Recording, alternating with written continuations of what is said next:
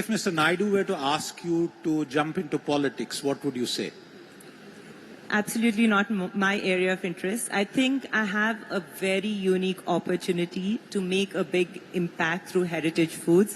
రాజకీయాల్లోకి ఎట్టి పరిస్థితుల్లో రాను అని చెప్పారు నారా బ్రాహ్మణి.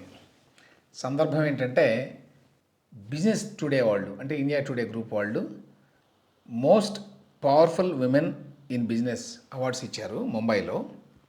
ఇది మొన్న శనివారం నాడు జరిగింది. ఆ సందర్భంగా ఒక ఇంటరాక్షన్ ప్రోగ్రామ్ కూడా జరిగింది.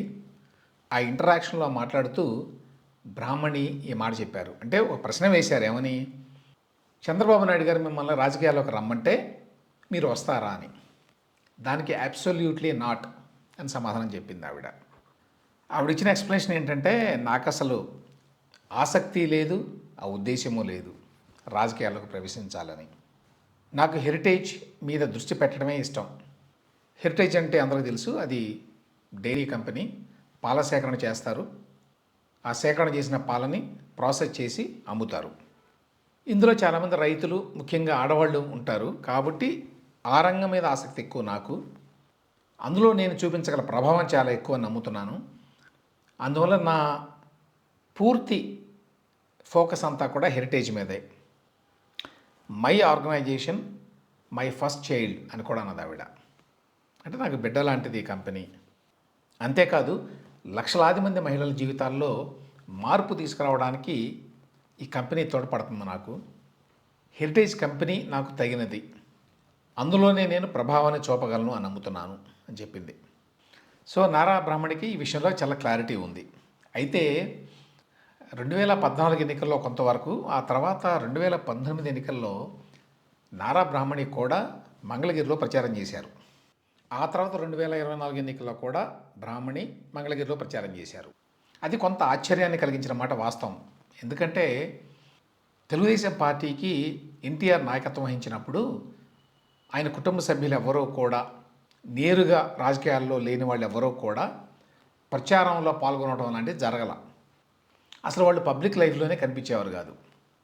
అట్లాంటిది ఈ మధ్యకాలంలో తెలుగుదేశం పార్టీలో చాలామంది కుటుంబ సభ్యులు ఎన్నికల ప్రచారంలో కూడా పాల్గొంటున్నారు. మిగతా పార్టీలో కూడా జరుగుతోంది అనుకోండి, కానీ అట్లీస్ట్ టీడీపీలో, ఎన్టీఆర్ ఫ్యామిలీలో గతంలో అట్లా జరిగేది కాదు. తర్వాత కుటుంబ సభ్యులు ఒక్కొక్కళ్ళు రాజకీయాల్లోకి వచ్చారు, అది వేరే విషయం. కానీ రాజకీయాలతో మాకు సంబంధం లేదు అన్నట్టుగా ఉన్నంత కాలము వాళ్ళు ఎవరు ఎన్నికల ప్రచారంలో పాల్గొనడము, రాజకీయాల్లో పార్టిసిపేట్ చేయడం లాంటివి చేయాల. కానీ నారా బ్రాహ్మణి మాత్రం మంగళగిరిలో ప్రచారం చేశారు. దాంతోపాటు భువనేశ్వరి గారు కూడా రాజకీయ ప్రచారంలో ఎప్పుడూ పార్టిసిపేట్ చేయాల. అట్లాంటిది ఆవిడ 2019 ఎన్నికల్లో, ఆ తర్వాత మళ్ళీ మొన్న 2024 ఎన్నికల్లో కూడా ఆవిడ కుప్పంలో విస్తృతంగా ప్రచారం చేశారు. ఆ తర్వాత కూడా ఈ మధ్యకాలంలో అధికారంలోకి వచ్చిన తర్వాత కూడా పబ్లిక్ యాక్టివిటీస్ కొన్ని పెరిగినాయి. ఈ మధ్యన కుప్పం వెళ్ళి అక్కడ ద్రవిడ విశ్వవిద్యాలయం, ఇంకా ఇతర చాలా కార్యక్రమాల్లో కూడా పాల్గొన్నారు. దాంతో చాలామందికి ఒక అనుమానం వచ్చింది, ఏమిటి భువనేశ్వరి గారు, నారా బ్రాహ్మణి గారు వీళ్ళంతా కూడా రాజకీయాల్లోకి వస్తున్నారా అని. గతంలో నారా లోకేష్ అంత ఎఫెక్టివ్గా లేడు అనేటువంటి ఒక భావన ఉన్న కాలంలో, అంటే 2014-19 మధ్యకాలంలో, ఆ తర్వాత 2019లో ఓడిపోయిన తర్వాత నారా బ్రాహ్మణి రాజకీయాల్లోకి వస్తే బాగుంటుంది, ఎన్టీఆర్ మనవరాలుగా, బాలకృష్ణ కూతురిగా, చంద్రబాబు నాయుడు గారి కోడలిగా ఆవిడకి గుర్తింపు, ఆదరణ ఉంటుంది. అప్పటికే ఆవిడకి కొంత ఇమేజ్ ఏర్పడింది. ఆవిడకి బహుశా కెరిజ్మా ఇంకా ఎక్కువగా ఉంటుంది, ఎక్కువ ఫాలోయింగ్ వస్తుందని చెప్పి చాలామంది అనుకున్నారు. అట్లీస్ట్ టీడీపీలో కొంతమంది ఆశించారు ఈవిడ వస్తే బాగుంటుందని. కానీ అది జరగలేదనుకోండి. ఇప్పుడు నారా బ్రాహ్మణి అయితే స్పష్టతనిచ్చారు, రాజకీయాలకు రానని. అంతవరకు బాగానే ఉంది. కానీ మరి ఎన్నికలతో సంబంధం లేనప్పుడు ఎన్నికల క్యాంపెయిన్లో పాల్గొనడం కరెక్టేనా అనే ఒక ప్రశ్న అయితే మిగిలే ఉంది. నిజానికి నారా లోకేష్తో పాటు ఆవిడకి కూడా ఈక్వల్గా అర్హత, నేపథ్యం అన్నీ ఉన్నాయి రాజకీయాల్లోకి రావాలి అనుకుంటే.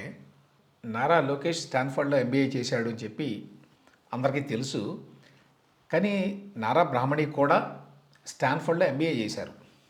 ప్రస్తుతం ఎగ్జిక్యూటివ్ డైరెక్టర్గా ఉన్నారు హెరిటేజ్ ఫుడ్స్కి. ఆవిడ చాలా కీలకమైన మార్పులు తీసుకొచ్చారు హెరిటేజ్ కంపెనీలో కూడా. ఈ పాలు అమ్మకంలో మార్జిన్స్ చాలా తక్కువ ఉంటాయి.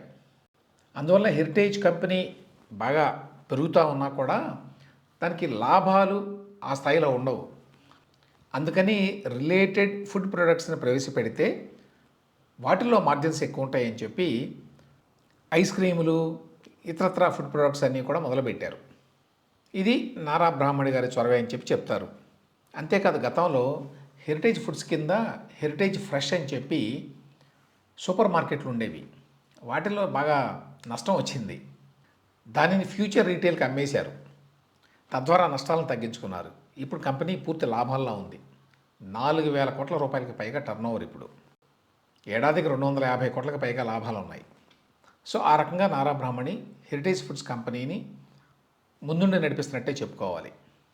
హెరిటేజ్ కంపెనీని పెట్టింది చంద్రబాబు నాయుడు గారు 1992లో ప్రతిపక్షంలో ఉన్నప్పుడు. 1994 ఎన్నికల్లో పోటీ చేద్దాం అనుకున్నప్పుడు ఆయన కంపెనీ నుంచి బయటకు వచ్చారు. అప్పుడు నారా భువనేశ్వరి టేక్ ఓవర్ చేశారు. ఆవిడ ఇప్పుడు వైస్ చైర్మన్గా ఉన్నారు. చైర్మన్గా అంగర గిరిజా కుమార్ అని చెప్పి ఉన్నారు. ఆయన కూడా తెలుగువాడే. గతంలో ఆయన new India insurance, United India insurance ఇట్లాంటి కంపెనీల్లో చైర్మన్గా పనిచేశారు. ఆయన ప్రస్తుతం చైర్మన్ హెరిటేజ్ కంపెనీకి. కానీ కంపెనీని యాక్టివ్గా లీడ్ చేసేది భువనేశ్వరి గారితో పాటు నారా బ్రాహ్మణి, అలాగే సాంబశివరావు గారు అని చెప్పి ఆయన 2004లో ఐఏఎస్కి రిజైన్ చేసి ఆ కంపెనీలో ప్రెసిడెంట్గా చేరారు. ఇప్పటికే ఉన్నారు. So as a business woman Nara Brahmani గారికి మంచి గుర్తింపే వచ్చింది. ఈ బిజినెస్ ఇండియా లాంటి అవార్డ్స్ కూడా గతంలో కొన్ని వచ్చినాయి. రాజకీయాల్లోకి అయితే ప్రవేశించే ఉద్దేశం లేదని ఆవిడ మాటలతోటి ఇప్పుడు స్పష్టమైంది.